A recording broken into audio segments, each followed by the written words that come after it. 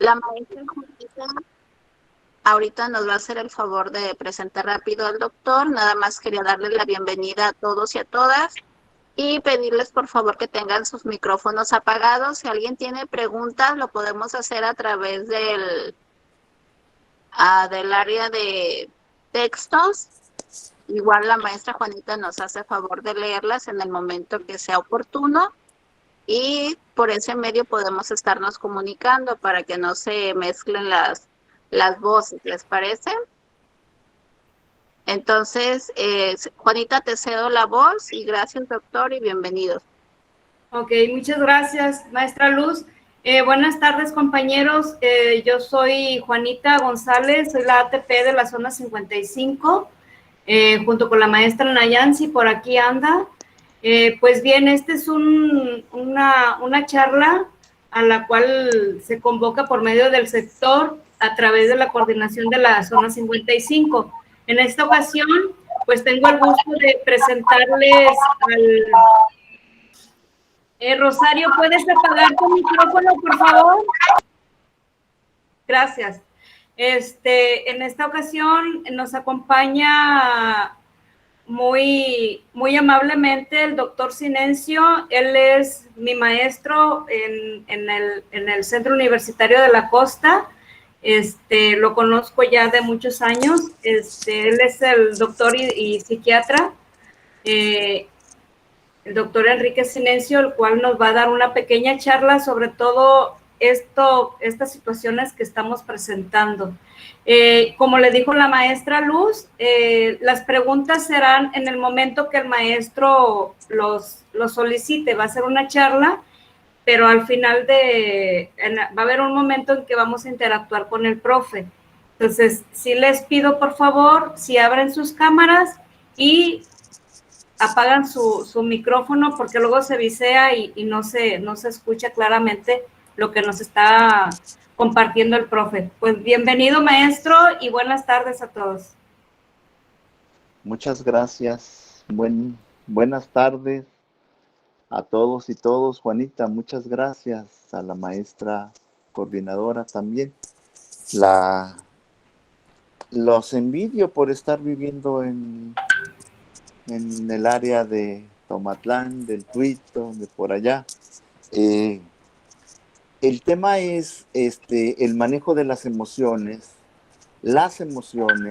y cómo nos encontramos ante la crisis que vivimos, teniendo que adaptarnos a una nueva modalidad de trabajo a distancia. Eh, todo el mundo está en crisis. Las crisis desde el punto de vista médico, psicológico, no necesariamente deben de ser catastróficas.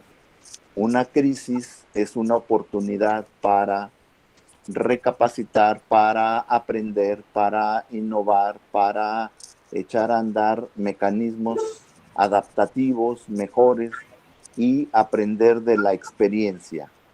Las crisis en la vida, si no tenemos crisis, no avanzamos, no cambiamos, y este momento histórico que estamos viviendo de tener que estar confinados, trabajando a distancia, y en el sector en el que ustedes están como profesores de preprimaria, en lo particular, en mi experiencia de muchos años de trabajo, empecé a trabajar con profesores de preprimaria en la detección oportuna de niños con trastornos por déficit de atención, niños con trastornos del neurodesarrollo, y me da mucho gusto porque me remonta a aquellos tiempos.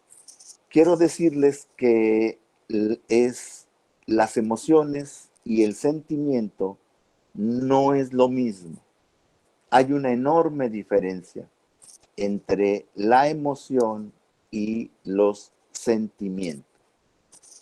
Esto voy a hablar, denme siquiera media hora y media hora para que interactuemos. Yo sé que estamos ya es la hora, muy cansados y han trabajado todo el día frente a cámaras no es una hora muy pedagógicamente hablando buena.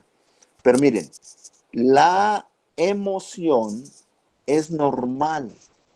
Las emociones son las reacciones psicológicas y físicas ante un estímulo, ante un estímulo que puede ser externo o interno.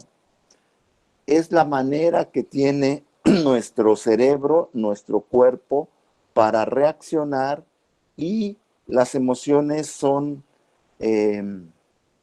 una respuesta automática, autónoma. No pasan por la conciencia, por la razón, por la voluntad. Una emoción nos mueve y actuamos y nos protege. Por ejemplo, el miedo. Es completamente normal sentir miedo ante un peligro de, por ejemplo, una amenaza, un animal que nos ladra, nos corretea, una persona que nos ataca, algo. Nuestro cuerpo, nuestros sentidos perciben el peligro y manda señales al cuerpo para que reaccione y aparezcan ciertas sustancias en el cerebro que nos hacen reaccionar. El miedo es completamente normal, es necesario. Sin miedo podríamos perder la vida. El miedo es para la mente lo que es el dolor para el cuerpo. Sin dolor podríamos perder la vida.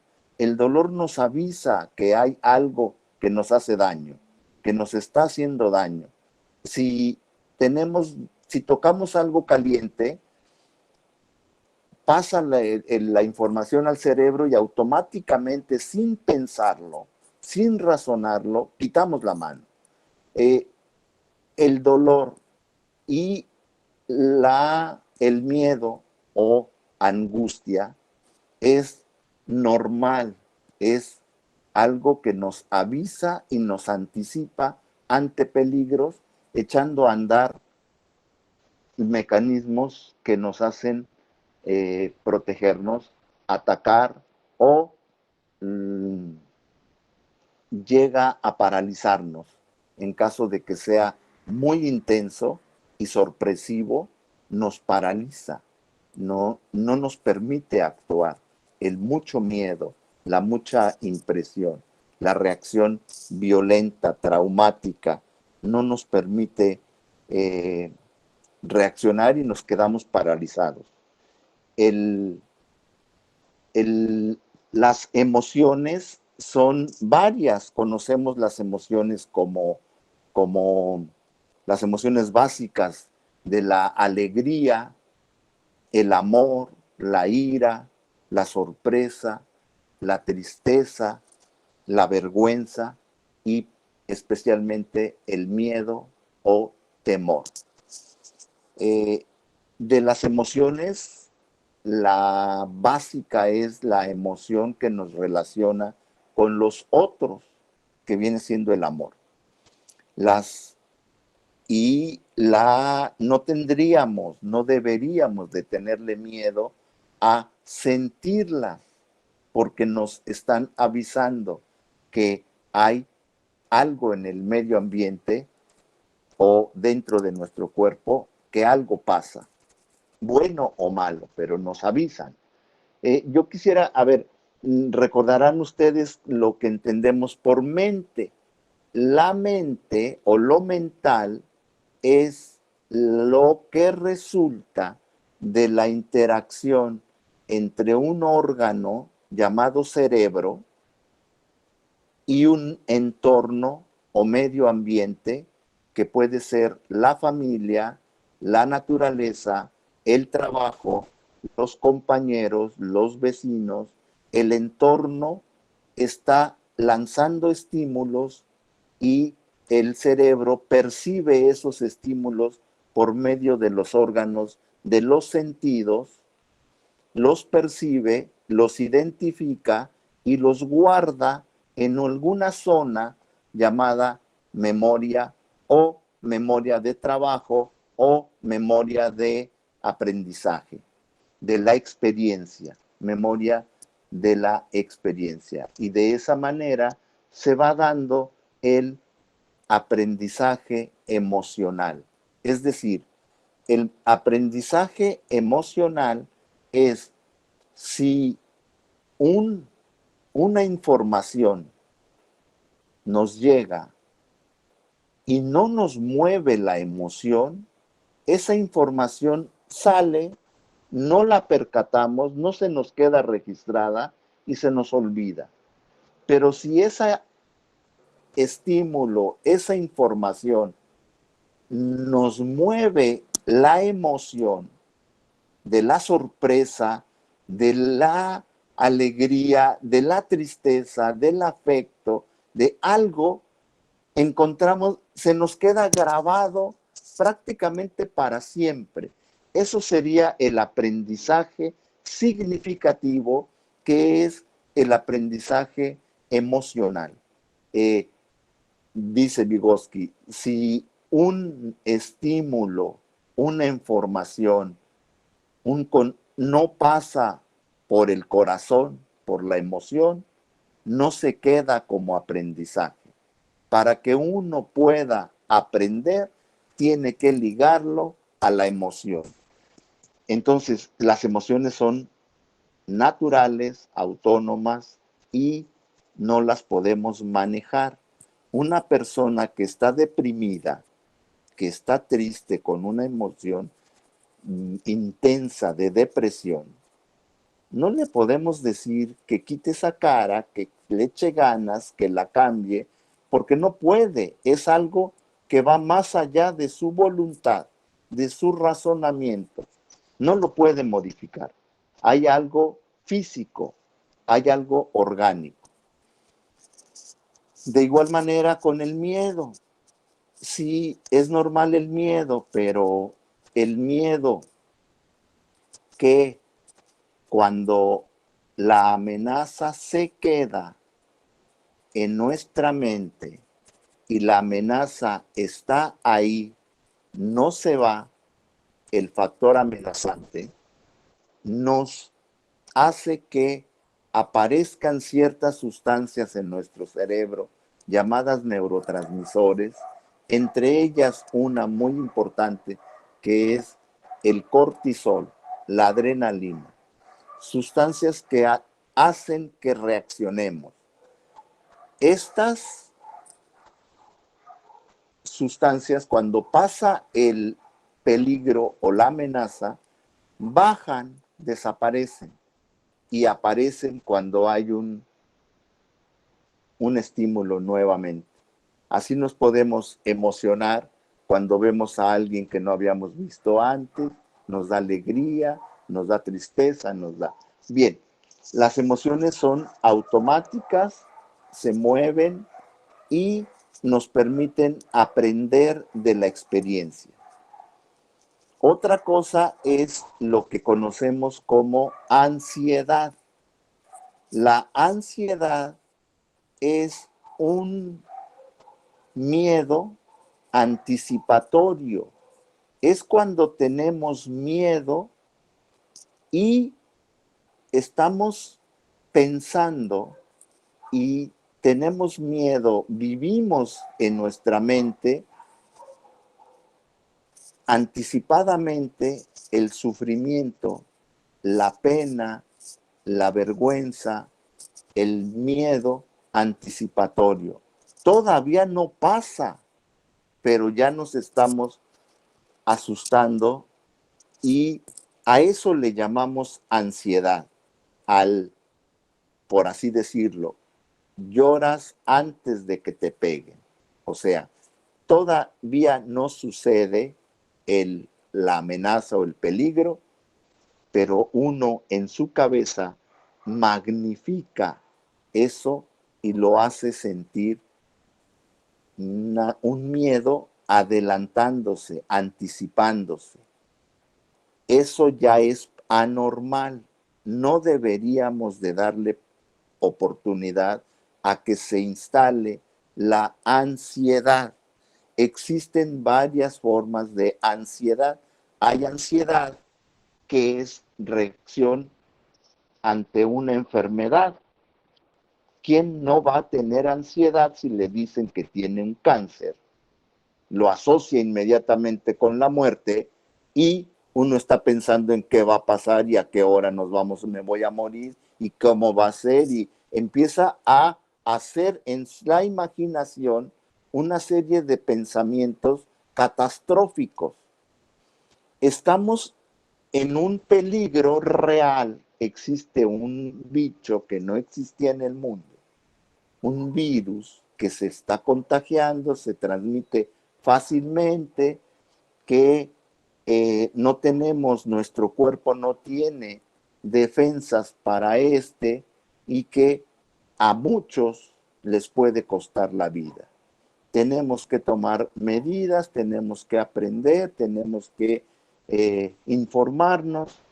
Hay una amenaza real y esa nos obliga a cambiar todo nuestro estilo de vida, todo lo que estábamos acostumbrados a hacer, y nos obligan a ponernos cubrebocas, a la distancia y a guardar todas estas medidas, como el aprender a trabajar a distancia. Y ustedes, maestras de preprimaria, profesores, tenemos una función súper importante, porque ustedes son los agentes de cambio. Ustedes, como los padres, tenemos que transmitirle al otro una imagen de calma, de tranquilidad, de seguridad, de confianza, para que el otro también esté tranquilo, calmado, confiado y conozca, vea la amenaza de manera objetiva, sin magnificarla, pero tampoco minimizándola. Tenemos que ver la realidad objetivamente. Ustedes están ante padres de familia que están muy ansiosos, con mucha ansiedad, ya con síntomas. Si la ansiedad persiste y estamos preocupados por el futuro, más de lo que puede tolerar, aparecen síntomas. El síntoma más frecuente es el insomnio.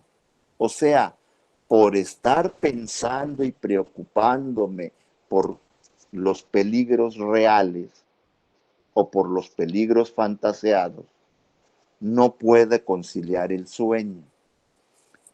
La ansiedad no es nada más por el virus o por el trabajo, puede uno llegar a perder la confianza, la seguridad, la fe, que es la confianza mínima, básica, que un ser humano debe tener para poder vivir en paz. Uno tiene que tener confianza de que sí es cierto, hay mucho peligro en la calle, hay accidentes, hay violencia, hay delincuentes, hay cosas terribles, pero confío en que primero Dios y yo no me meto en malos pasos, hago mi trabajo, cumplo con mi función, soy una buena persona, tengo mi familia organizada, no va a pasar nada.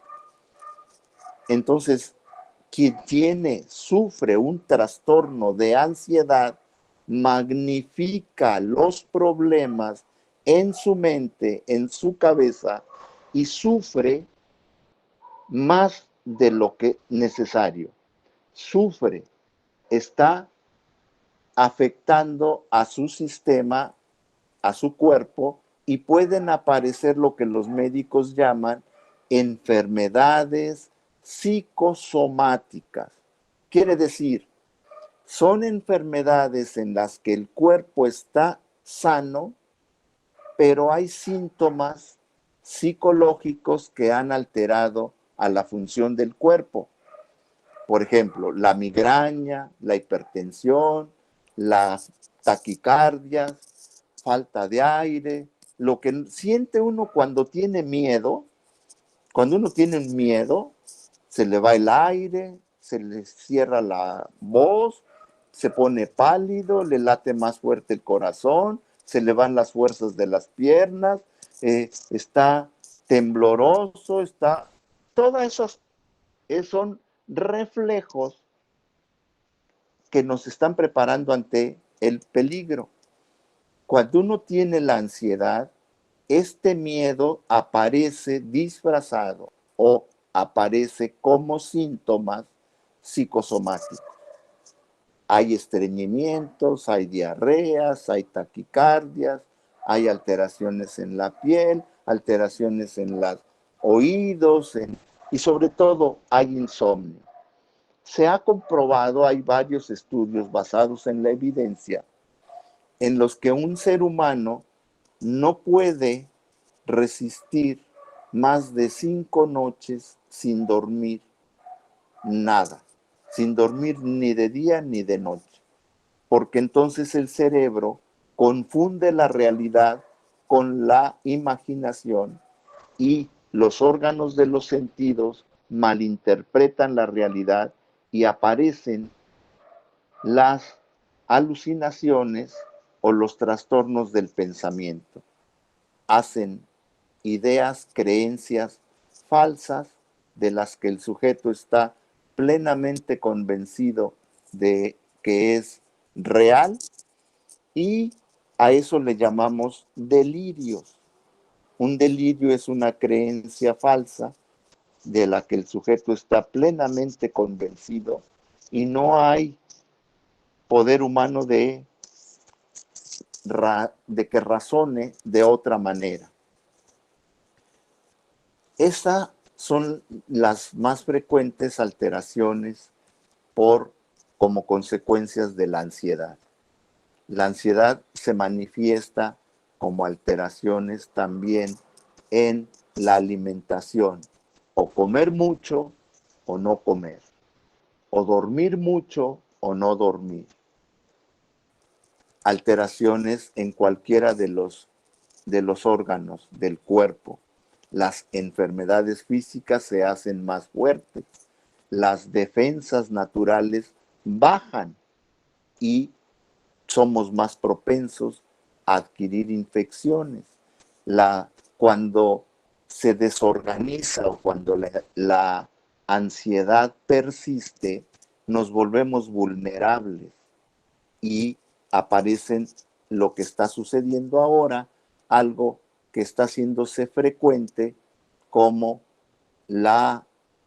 los problemas psicosomáticos, en las que los médicos especialistas, por ejemplo, del corazón, nos dicen: no tienes nada, es psicológico, tu corazón está sano, pero uno siente la taquicardia, uno siente que el corazón le sube, que le baja la presión, que le sube la presión, y está preocupadísimo por eso.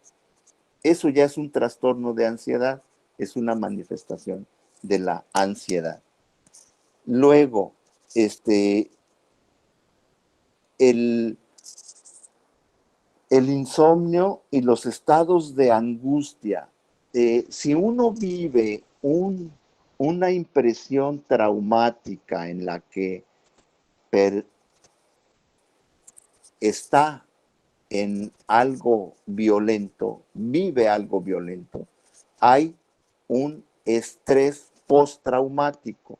Cuando se tiene un accidente, cuando se encuentra uno con la muerte repentina de un familiar o de un conocido, cuando hay una violencia extrema, aparece la ansiedad como un trastorno de estrés postraumático, que es algo que debe de atenderse. Los factores, ahí están identificados cuáles son los factores que pueden provocar estrés o riesgo de ansiedad. Uno es la alteración del ciclo sueño-vigilia. Ojo, promovamos que se duerma lo suficiente. Promovamos que no se desvelen, que haya siquiera unas horas de sueño. Otro factor que puede generar ansiedad es el estrés de adaptación. Es decir, nos tenemos que adaptar a una forma de trabajo nueva. No estaba uno acostumbrado a estar en su casa con su computadora y respondiendo por teléfono, haciendo cosas que nos preocupan de más. Debe de haber una separación. Uno tiene que, por ejemplo, a ustedes que están frente a grupo, ahora, estaban antes unas horas, no sé, 6, 8 horas de su jornada de trabajo. Si ahora hacen eso mismo dentro de su casa, trabajar solamente el tiempo necesario y lo demás, desentenderse del trabajo y dedicarlo a disfrutar con calma, con tranquilidad, con placer a la familia, a los que están cerca de nosotros, a comunicarse con los demás, a la utilización del tiempo libre.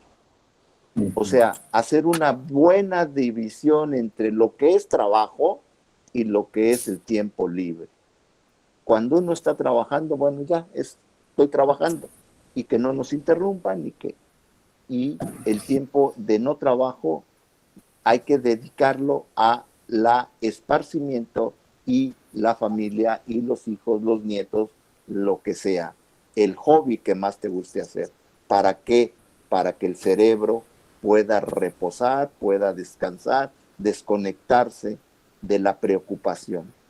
No se preocupen de más. Otro es la violencia. Hay mucha violencia.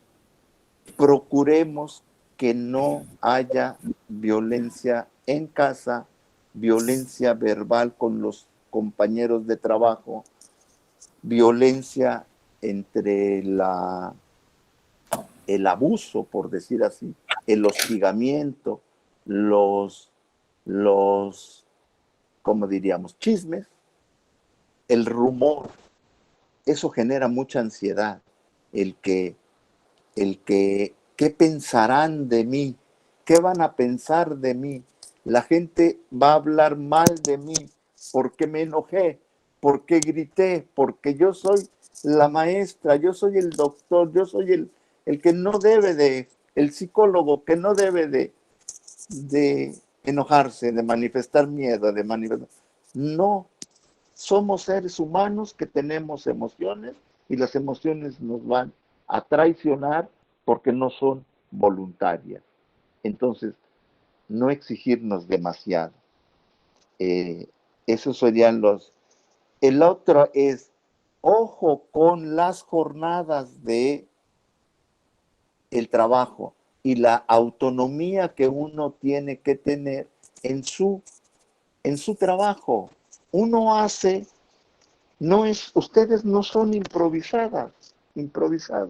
Ustedes tienen mucha experiencia y ahora es nada más una modalidad de comunicación.